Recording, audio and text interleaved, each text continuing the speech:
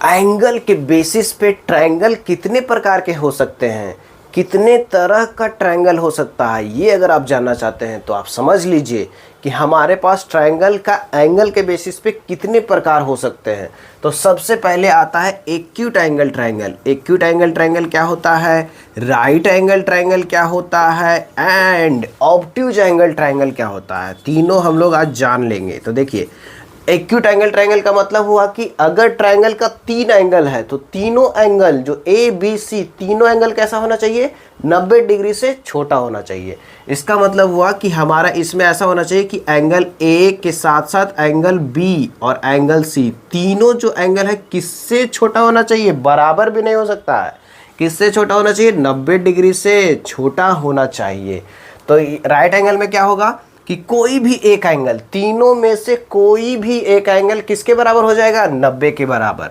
तो यहाँ पे ऐसा हो जाएगा राइट एंगल ट्रायंगल में कि कोई भी एक एंगल, मान लीजिए ए एंगल है 90 के बराबर, तो दो जो एंगल बचा उसका भी सम कितना हो जाएगा, 90 के बराबर ही हो जाएगा।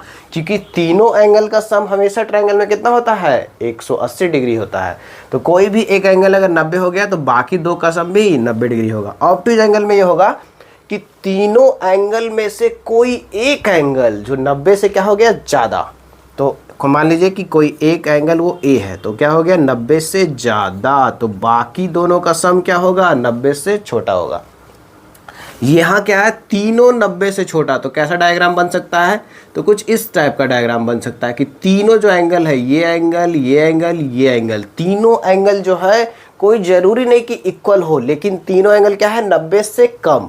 राइट एंगल ट्रायंगल में क्या होगा कि एक एंगल क्या हो जाएगा, 90 से बराबर हो जाएगा। तो ये मान लीजिए ए है, बाकी बी और सी है, तो यहाँ पे एक एंगल कितना हो गया, 90 के बराबर। बाकी ये दोनों का सम भी कितना होगा, ये दोनों का सम, ये दोनों को जोड़ के भी कितना आएगा, 90 के बराबर आएगा। तो यहाँ पे कुछ भी एंगल हो सकता है, बस ये है कि तीनों एंगल क्या होना चाहिए, 90 से छोटा, और यहाँ पे एक एंगल हो गया 90 के बराबर। और ऑब्ट्यूज एंगल में ऐसा होगा कि एक एंगल जो होगा 90 से ज़्यादा होगा। तो ये जो एंगल आप देख पा रहे हैं ये क्या है, 90 से ज़्यादा, बाकी दोनों क्या है, 90 से छोटा होगा।